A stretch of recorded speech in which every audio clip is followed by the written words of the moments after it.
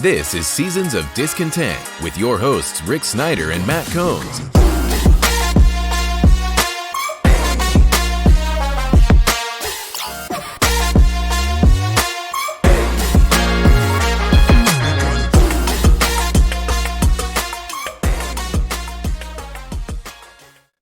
Welcome to Seasons of Discontent, Season 10, Episode 4, brought to you by Rick Snyder's Washington, and I'm Rick Snyder. I'm Matt. And we're discussing all things Washington sports and life as part of the mighty Rick Snyder Empire, and the letters A, B, and C. I don't know. Anyway, so please like, share, subscribe, comment, and hit that thanks button. And if you don't see the thanks button, just send cash. All right, Matt, we're in the coaching season. Boy, this is taking on forever, but it's taking on this new NFL rule that you have to wait to talk to coaches. What do they have? 3 of them have been filled, and there's like 5 left. It's like a death march waiting on this. Well, it kind of tells you the mentality that new ownership and Adam Peters have. They are clearly going for one of these coordinators that is still in the playoffs, whether it be McDonald from Baltimore or one of the coordinators from Detroit, either Johnson or I can't remember the defensive coordinator. But anyway, Aaron Glenn. So it kind of tells you the mentality of where they're going to go to get their next head coach. You know, as we saw with like Tennessee, they filled their coach with Callahan from the Bengals, and Jim Harbaugh is close to signing in LA with the Chargers. Raiders went with their interim coach. I still think we end up with one of the 3. It's probably Ben Johnson. I think that's who they're waiting for. The only thing that kind of concerns me is there's some pretty good coordinators that have been released as of late. I just hope that we are in position to still get one of the better coordinators, because, you know, Ben Johnson being a first-time head coach, he's an offensive-minded guy. I know he's probably going to end up plucking somebody off of the Detroit staff to be his OC, but one of the most important things for him going into next season will have to be having a strong defensive coordinator, since he doesn't know that side of the ball. And, you know, at least with an offensive coordinator that he knows, they can run the game plan that he wants, as Ron found out when he was here. You know, head coaching is more about the entire team than it is about one area of the team. So at least having a guy that you know will run your offensive scheme and will help coach your offensive scheme, but having a defensive coordinator is key. Yeah, the thing that everybody always asks me is, well, who's going to get this head job? And I said, for once, I have a wild card thing that I don't know yet, which is they want a leader. Mm-hmm. So I think the interviews are really key. And I have seen interviews change jobs. I mean, Pittsburgh was going to go with Russ Grimm. They were just going to give Tomlin a courtesy interview. Mm-hmm. He blew them away and got the job. So you never know when that's going to happen. And when Sean McVay went to LA, everybody said, oh, it's a courtesy interview. No, I knew Sean McVay. I did know him, and I thought, this guy's going to wow him. And he did. And he's done a great job. So you never know who gets in the room. And since I haven't met Ben Johnson, I don't know if he's a dynamic personality that they're looking for. I mean, everybody knows X's and O's, but which one of these guys do they go, damn, I'll follow him to the gates? That's why I think there could be a wild card show up all of a sudden of these. You think it's Ben Johnson, but maybe it's not. You know, EB interviews, you know, unevenly from what I hear, but Eric Bieniemy was given an interview with this team, and he should. It was owed to him to give him a chance. And I said, you know, EB's a pretty impressive guy to talk to one-on-one. And I could see where he could have even popped up and maybe get this job. So they're going to talk to everybody. After this Sunday's games, you know, you have that bye week and then the Super Bowl week. Mm-hmm. And everybody, I think that's when everybody hits it, and we'll find out who's going. But if you want to take Ben, you know, off of Detroit, let's say Detroit wins, you still can't really do it. And you can't offer him a job until after the Super Bowl. And everybody else can suddenly make a wild card move too. I mean, this team waited for Jim Schwartz of the Giants, and then they finally got to the end. They won the Super Bowl, and he goes, not interested. Oh, crap. You've lost the whole election, the whole cycle, and you end up with Zorn, you know, kind of things. So, or, you know, when Fossil, you know, got knocked out halfway through because Dan Snyder realized that the fans were going to hate on him. Yeah, that was fan blowback. I tell you, Rick, and I think that's kind of the thing with Raheem Morris is, you know, they did, or they have one scheduled for a second interview with Raheem. And that's the thing that everybody talks about is Raheem He's a good defensive coach, but the thing about Raheem is he's a good leader. He's a leader of men, and that's exactly what this team needs. I don't know. Yeah. I have a feeling with this leadership group and this ownership group, they're not letting anybody that they want go through their fingers. We saw it with Adam Peters with the hire. Everybody had kind of figured once they they brought in the guy from the Golden State Warriors to kind of help with the search, we kind of figured it was going to go with Adam Peters, or Adam Peters was the first candidate that they wanted.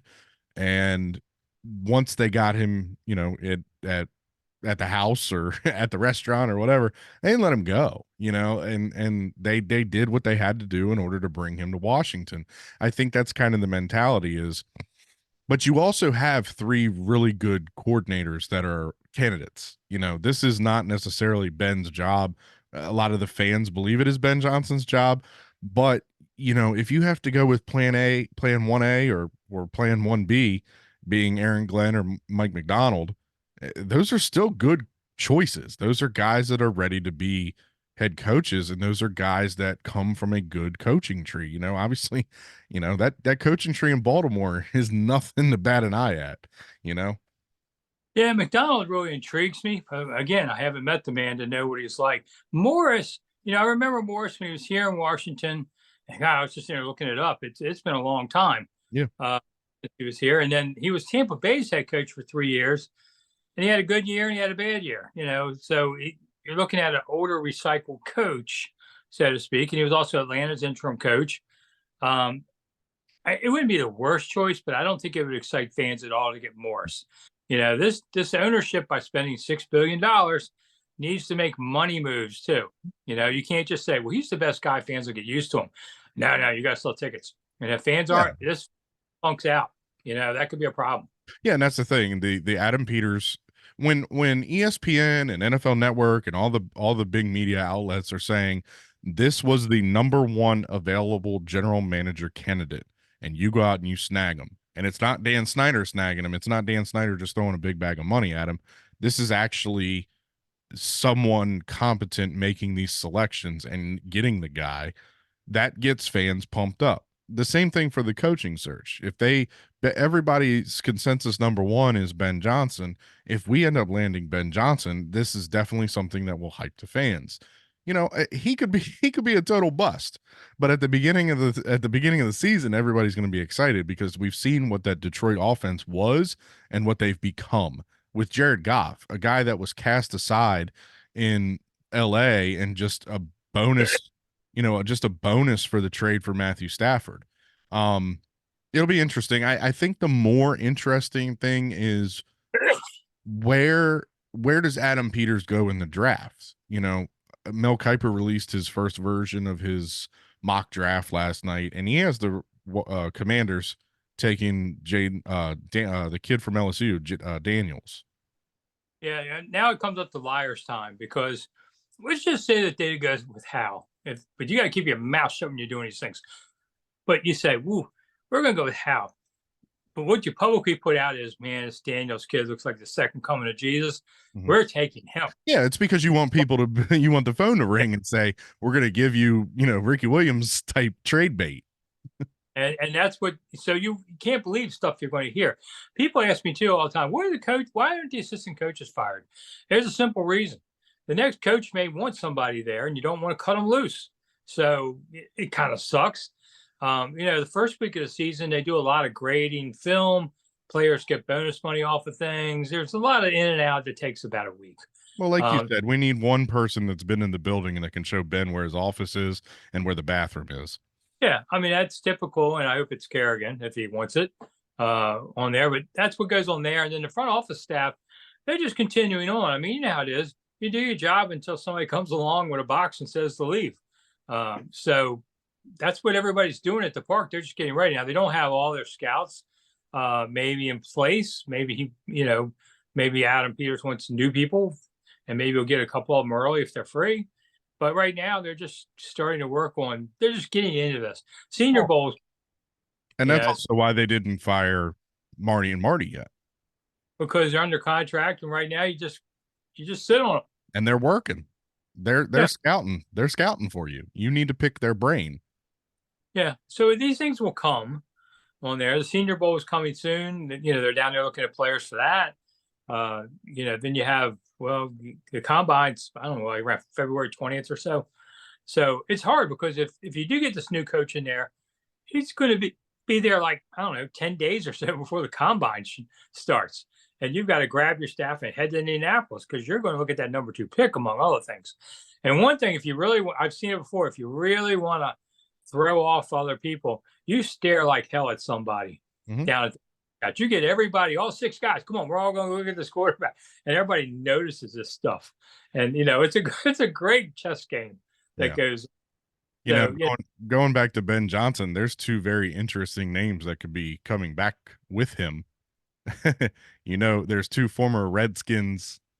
I don't know if you want to call them famous, but infamous players that are coaches on the Lions, and Randall L. and Mark Brunell.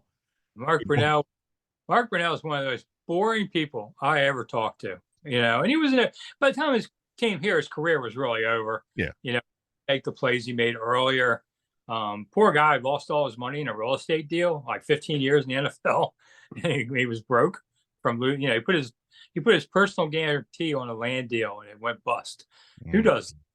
So he's still working for the money. And I liked Mark. I remember the last week of the season, I was talking to Mark. We were trying, how you were trying to, rate something. And he goes, it's still too early to rate it. I said, you got a week to go in the season. If not now, when? Well, when it's over. Yeah, but you won't be gone and you won't talk about it. I mean, it was the craziest comment I ever heard from a player saying you can't judge a team going into the last game of the season, of the season. I don't know. Brunell would bore me to tears. Maybe he's a good quarterback coach, but an offensive coordinator, I don't know. That's asking a lot. Fans are going to be haters anyway. I hate to tell the new owners, they're all haters till you start games. Yeah. One more thing with the NFL before we move on. Ron Rivera interviewed as the Eagles defensive coordinator. Is old Ron going to stick around in the NFC East? Yeah, and he's not getting it because he ain't getting that job. Vic Fangio just got fired. Yeah, Miami released Vic Fangio. It said he wanted to be closer to his family in Pennsylvania. I don't know what that means, but because like you said, you can work. These guys work in a building 100 hours a week. You don't see anybody. I don't care if they're street or 3 states away. But Vic Fangio was rumored to once be a Redskins either head coach or defensive coordinator. If you're Adam Peters, do you at least pick up the phone? Well, except you just can't do this to a head coach. You've got to let him have who he wants. I know. And maybe he loves Vic Fangio. Maybe he wants to throw a knife at him. I don't know. But that's a great unknown too. I think he ends up in Philly. Before we leave the NFL, all right, this week's games. There's San Francisco is -7 over Detroit. Baltimore is -3.5 over Kansas City. Who are you picking in San Francisco, Detroit? Are we going with the spread? Yeah. San Francisco will cover that number. I'm sorry, Detroit will cover the number. It's going to be a lot closer, especially after watching the Packers game. It's going to be a lot closer. San Fran's not unbeatable. Taking Detroit. The momentum. It's hard. I've learned this the very first year I was a reporter, 1978. A basketball coach explained to me he had a high school program that had always been awful. And they got to the Final Four and lost, and people thought he didn't do a good job coaching that Final Four game. And he said, listen, you can't go from nowhere to the very top in one season. It's really hard. And I found that to be true 45 years later. I agree with them. That's the one thing about Detroit. San Francisco has been there. They've all been there and lost, but they've been there a lot. It's hard for Detroit to bust through that. Ask Buffalo. Mm-hmm. Buffalo just can't. I thought they were going to beat Kansas City, and they blew it. Kansas City knocked them down. But that's why I have one problem with Detroit. Maybe quite not there, but because let me tell you something. When you get to conference finals and then the Super Bowl, totally different atmosphere from even earlier in the playoffs. Everybody's a little tighter because they know the game. You think, man, we win this game, I get to go to the Super Bowl. It's a dream come true. And it is a really tight time around there. And then Super Bowl, you don't want to lose, but you're there. And it's a different thing. This game has more pressure on you in a way. So that's why I think San Francisco could win it, but I would take Detroit in the points. And then the Ravens, since we're Marylanders, I am taking the Ravens over Kansas City. I Yeah. mean, coming to King, you best not miss. The Bills learned that, but I'll take 3.5. I'll give the 3.5 with Baltimore. Yeah, I could say I'm going to go with Detroit losing by a field goal, so they cover the 7. I Ravens are going to win by 10. The Yeah. Kansas City defense, I think Kansas City's defense has stepped up this year a lot more than they have in the past, and it's been less on Mahomes' shoulders. But this year, Mahomes doesn't have any receivers. He's got the kid Rice who's breaking out, and he's got Pacheco out of the backfield. But Kadarius Toney, all you got to do is double Travis Kelce. You got Kadarius Toney and Sky Moore and that Marquise Valdez Scaling. These are all third wide receivers on any other team. Hell, Sky Moore probably isn't even in the league because he can't stay healthy. But I just don't. I think Kansas City is going to have a major overhaul at wide receiver in the offseason. They need to get one of these. They need to go after like a Mike Evans, who's a free agent, in order to compete with the Ravens, who seemingly have been around. They've hovered around this territory, but this year they took that step, and it all stems on Lamar. But then you're going to have the Bills. The Bills are going to retool. There's a lot of powerhouses in the AFC, and if Kansas City wants to stay up there, they're going to have to do something. But I could definitely see the Ravens winning by at least 7. You mean Kelsey's going to have somebody covering him besides Taylor? Woo! Hey, Jason Kelsey became one of my favorite players over the weekend. Did you see him chugging beers with Bills Mafia shirtless in Buffalo? That was amazing. That dude is amazing. Say, put your shirt on, boy. Act like you got some sense. No, mama and wife loved it. Oh man, that was pretty funny. If that jersey wasn't Kelly Green, I would have ordered one. Yeah, it was funny. It's just funny. Yeah, this year, maybe it's the gambling. More people I've seen say this is fixed, and I'm like, I know, that's why I said it. Warned about betting would ruin the integrity of the game. People get suspicious, but everybody's going, they want Taylor at the Super Bowl with all this stuff. And then I heard Taylor's giving a concert in Japan the night before. Now, she could jump on her personal plane.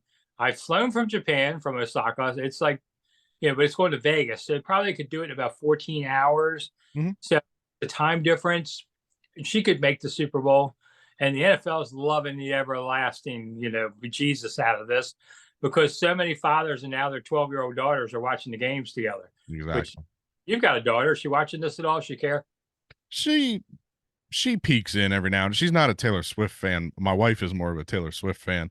But my daughter's always kind of peeked in to kind of see what's going on with the Redskins Washington football team. Like, she'll ask me questions about it, but she's not fully engaged. When she was younger, she was a little bit more engaged because her one of her teachers was a diehard Skins fan, and if they won on Sunday, then the kids didn't have like homework or something on Monday. So there was a little bit of a reward for whenever Washington won a football game for her. But what'd you think of Kelsey sitting there going like, whatever it is after the touchdown? I mean, his mom's in the box, his brother's in the box, his girlfriend's in the box. It was sweet. Well, and look, going into the fix thing, obviously you're not gonna have, what was his name, Tyler Bass. You're not gonna go up to him and tell him, "Hey, dude, wide right," which those are 2 words that have haunted Buffalo Bills fans for 30 years. You're not gonna go up there and tell him to miss the kick, but and there were times where the referees, made it all about the referees like they like to do nowadays. But Buffalo ended up getting a turnover right there on the goal line against the Chiefs. So I don't know, man. I'm more I'm more interested in have you heard of the Super Bowl logo theory? No. So every year the NFL releases a logo, and it's usually 2 colors. Last year it was green and red. Well, who was in the Super Bowl last year? The Chiefs and the Philadelphia Eagles. It's purple and red this year. There's an opportunity for it to be purple and red, the Ravens and San Fran. So who knows? It's an interest. I think it's just, fans grasping because NFL officiating is still so horrible. But you never know. I mean, look, we never thought that the dude in the NBA, the ref in the NBA, would be throwing games based off of his bets. Pete Rose claims he never did anything and he only bet on the Reds to win. So who knows? I mean, this is something we've been dealing with for 50 years, but I don't know. It's very interesting, and honestly, Rick, with the NFL not really being, well, they're not are they not tax exempt anymore or something like that? With it being a pub something, I remember they lost their tax exempt status recently or something like that. Who knows? I mean, they're trying to get revenue wherever they can, but no, the NFL does love this Travis Kelsey and Taylor Swift relationship, though. It's like you said, it's getting 12-year-old girls to watch football. Don't be surprised if Taylor Swift is a halftime performer in the very near future. But yeah. Yeah, hate to be the halftime person and have Taylor upstage just sitting in the stands, Dan, that kind of thing. But I don't know. I know the NFL loves it. Taylor, I love Taylor just because this woman's a billionaire now. She got a movie of her concert to make several hundred million. I admire that kind of moxie on that. I think honestly, I think she has obviously a great voice, but I know better singers, but she's a great performer. Yeah, and that's the key. And look, the key for Taylor Swift is when you watch any pop star nowadays, it's drum tracks and backing vocals, and they sound like, dogs with laryngitis when they're singing live. Taylor Swift plays the piano, she plays the guitar, she sings, she's multi-talented. I'm not one of her. I couldn't name you 2 Taylor Swift songs, but at the end of the day, you respect that because she is a real artist and she writes all of her own music. Hopefully this will be the instead of the breakup CDs, she'll be putting out a "I'm in love with Travis Kelsey" CD. And the other funny, I was asking my daughter because they're about Taylor's age on all this, and I have another niece and cousin that go to every concert. They go around the country following them. I was like, see, Taylor Swift is like the new Grateful Dead. They're dead. Yeah. They're Swifties. They're like deadheads.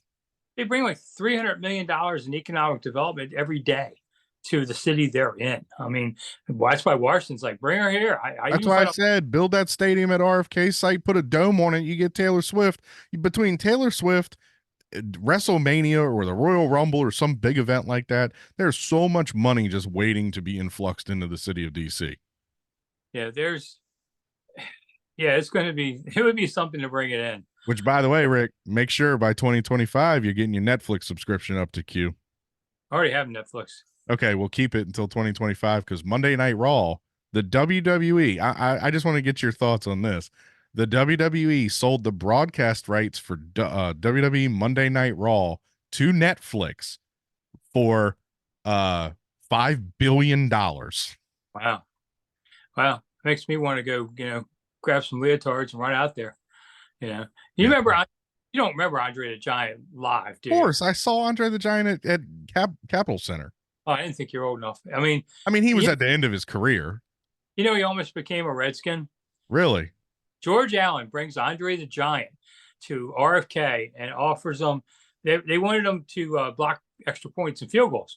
That's big. I mean, here's that picture of him. Joe Theismann's like 6'3". Joe Theismann sitting on Andre's shoulder like a puppet.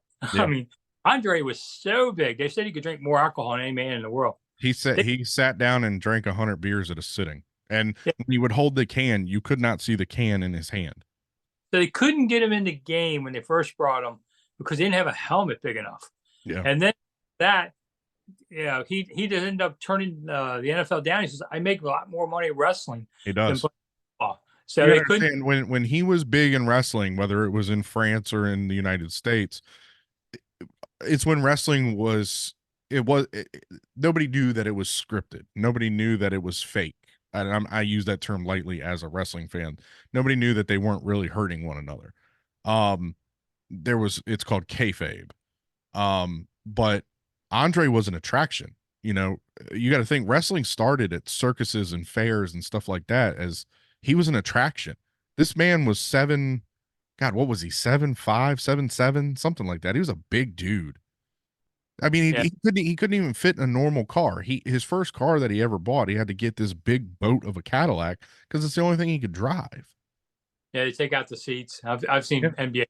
Yeah, they sit in the There's back a seat. there's a great documentary on HBO about him. You should watch it. It's really good.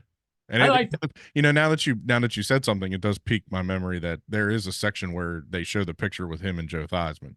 Yeah, I mean, Joe's a ragdoll compared to this dude. Joe's a big guy. Was a 6'3" or something. Yeah. I mean, he was even. It seemed like he was even bigger than 7'5". He was so much bigger than everybody. Look up how tall he really was. I mean, could you imagine if you had to block this guy on the line? And this dude, you're a big dude, and this guy is still a foot taller than you. And that was back then. He was 7'4". 7'4". I remember Jacoby, Mann, and Butts in the locker room. I used to think these are the three biggest people I've ever seen in a locker room like this. But yet, by today's standards, they're not. But back then, they're big dudes, but they're not giants. I mean, the Redskins Commanders have had guys on the line like 6'10". Compton a few years ago. They're humongous people on there. Yeah, he was 7'4". He was, I don't know if this is build or if this is actual, but he was 520 pounds. He wore a size 58 shoe. Yeah, I mean, I'm 5'10". I remember one time I interviewed Roy Hibbert at Georgetown. He was 7'1". I had my tape recorder in my arm straight up, and I wasn't quite to his mouth. Now, Andre's another 4 inches taller than that. I would have had to been running around Andre, jumping in the air to be able to hear him. I mean, I watch Young Rock when it's out, and they have Andre the Giant on there, but they have a guy who's not nearly as big. I don't think you can find anybody that big. But we used to have a lot of fun stuff. You could watch that. You could watch women's roller derby on Channel 20, which is now News Channel 8, which is now WJLA 24/7. It used to have roller derby every weekend nights. We had all kind of fun stuff. These new shows. I had to watch 10 football games or parts of 10 football games over 2 weekends, plus a couple Maryland basketball games. I felt like I needed to go to rehab. I don't know how you people do this. Oh, I used love to it. Love it. The game, and I catch pieces of maybe one or two others. That's about it. God, I couldn't stand Last weekend, we watched every football game from start to end. We mixed in Capitals and Penguins games. It was great. I couldn't take it anymore. I was just like, please let me watch the Hallmark Channel for a minute. I can't take it anymore. Just for comparison, another famous football player turned movie star, Bubba Smith, obviously was Officer Hightower in the Police Academy movies. He was only 6'7". Right. So Andre's 10 inches taller than him. Basically, yeah. Wow. These guys are humongous. People in the stands, I got to tell you, you don't really understand them until if you get down on the field and you see them up close. That's when you really notice it. Or I had a photographer once with me, young woman, and 3 Maryland basketball players were on the other side of the court walking toward us. And she goes, they don't seem that tall. I said, just wait a second. When they got to us, she understood. By them all being so tall together, they didn't seem that tall from a distance. But when they came up to you, it's like, holy crap, are these 3 mountains at me? And she learned her lesson there. It's like basketball coaches. If you're a 5'10", 6-foot guy, you look like this little kid in the huddles on the bench. So I know you want, while we're talking about tall people, and I know you want to get into the Wizards real quick. Wembanyama was here the other night at Cap One Arena. Did you by chance get a chance to see that guy? Nah. Number 1 overall pick, the Frenchman. I heard of him, but I didn't get to see him. He is tall and skinny. That dude, I mean, that's he could basically, I think the top of his head might even touch the hoop. He's tall. My buddy was a buddy of mine's friend was at the game, and he was sending us all videos in our little group chat, and it was like, this dude, he's humongous. Is he Emmanuel Forbes skinny? Yes. Wow. Yes, he is a skinny dude. It's still a lot of hitting underneath the baskets. And I mean, I remember Manute Bol, and it was like a space alien stick figure. He was so thin, and he was like, I don't know what he was, 7'1" or something. 7'7", something. He was really. Wembanyama is 7'4" and weighs 209 pounds. So I just got to grow another 2 feet and lose a little weight, and we're even. That is stick figure. Like he needs to put on some weight. But anyway, yeah, I know you want to get into the Wizards. Well, for a moment before we go, so I think they're 7-35 unless they've lost another game since we've done this show. 7-35. How is Wes Unseld not fired. And I say it's because Leon just doesn't care, doesn't pay a coach. He never does like to pay coaches on there. But I mean, Detroit's won 4 games and they beat Washington for one of them. I just look at that and go, this is like integrity of the game issue now. How can you possibly watch this team at 7-35 and see no changes? And they're even talking about trading a player that was halfway decent. You know, how are you going to build an arena in Alexandria with things like this? I noticed the Richmond legislatures kind of said, yeah, we're going to study that for a while. You know, that it was kind of because they're going to share an arena with a team that recently won a Stanley Cup, and that still has a lot of hype around them. That has one of the best players to ever play the game playing for them. The Capitals are the attraction, which is, it baffles me, Rick, because we all know Leon just didn't want the Capitals. He wanted the Wizards, aka the Bullets from the Poland family. But Abe told him, you can have the Wizards after I'm dead, but you got to take the Caps now. And he took the Caps, and let's be honest. I mean, he made a lot of Snyder-esque moves at the beginning when he first bought them, with, you know, trading for Yager and all these big names, and it didn't work out. But then you lucked into the number 1 overall pick. You drafted a generational talent in Alexander Ovechkin that we'll never see again, probably. You know, the guy's possibly going to break the one of the most sacred records in hockey that you never thought would be seen broke, and he's going to be doing it wearing your sweater. You know, the Caps are the attraction because Northern Virginia is very high on the Caps. You ride around the Beltway, there's tons of Capital stuffs on people's cars. You know, whether they're bandwagon because they won the Stanley Cup or not, but they've taken the Capitals from being a niche team to, you know, even like the 3rd team, because we didn't have the Nats at the time in the city, to probably the 2nd team because the Wizards have just been so terrible. Yeah, that's all we got at this point because football is about over. But we'll be coming back for a little more. I mean, the Metro Division, I know you don't watch a lot of hockey and you don't follow it, but the Metro Division is very tight. I mean, I think 4 points separates the 2nd or 3rd team in the division with the 7th team in the division. It's a very tight division. It's a very good division. You know, the Caps are up and down. It's a lot like my team, very up and down. But you know, there's some very impressive things. And look, me, even as a Penguins fan, I'm rooting for Ovi to break the record. I think it'll be great. You know, it'll be really good thing to see. You know, I was happy for the Caps when they won the Stanley Cup. A lot of people think I would be mad, but no. I mean, trust me, I went through a lot of years where the Penguins didn't win anything and almost got sent to another city because the owner didn't have any money. And then you know, for them to come back in 2009 and win the Stanley Cup, it was great for Caps fans to finally get that satisfaction in 2018 when they should have won it probably a year or two before. Yeah, true. All right, well, we'll try and figure out something to talk about next week. Maybe the Super Bowl. Hey, the Nats made a signing finally. They spent some money. I guess he's okay. I have never heard of him. When they said Joey Gallo, I think is his name. Joey Gallo. That's what all I could think about was my cousin Vinny. I looked right at my wife. I said, "No, it's Jerry Callow with a C." Yeah, Jerry Gallo's dead. Yeah, I know. That is a great movie. Yes, but, from Marissa Tomei. Oh. Yeah, I just like that one. But yeah, the Nats. I don't know what to expect out of them. Boy, what a quiet offseason that's been. But they're also for sale. And where's the owner? Yeah, exactly. Where's the new the Washington Nationals went up for sale before the Commanders, and the Commanders have already been sold before we even know who one bidder was for the Nationals. Yeah, what people don't understand went away. Now that Dan Snyder's gone, all I should turn to Leonsis and learners for what they're doing.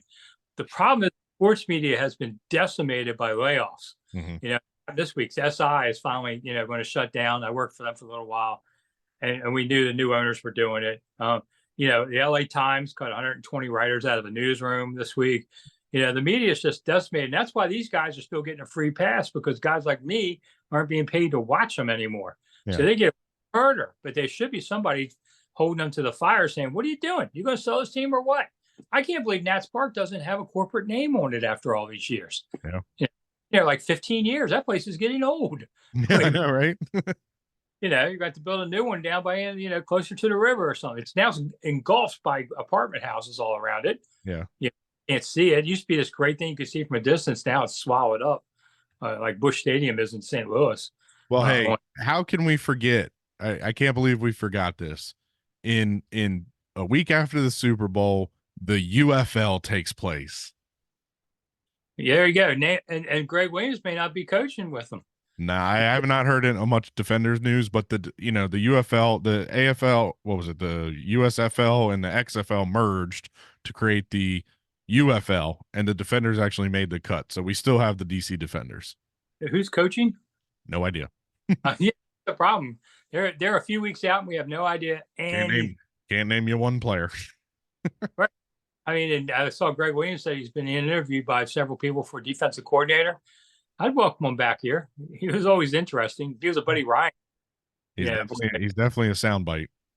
Yeah, well, he was good. You know, Dan Snyder was afraid of him, and that's why he didn't get the job here. Mm-hmm. That's the bottom line. People ask me about it. Yeah, because he would have told Snyder where to go. Yeah, he was like Schottenheimer in a way. So hey, Snyder only wanted yes men, and Greg is not a yes man, as we could tell with the Bounty Gate. All right, look for Rick Snyder's Washington videos up 6 a.m. and 6 p.m. or something like that. I don't know. I kind of took a breath. I ended my streak of 2 a day yesterday after I don't know how many days, like 6 months. But we'll be back. Remember, this show is once a week now, half an hour once a week until the start of the new year. Yeah, we're only 40 minutes today, but whatever. Okay, whatever. Doesn't matter anymore. Send in your thanks. By next year, we'll be up to an hour, so it's all good.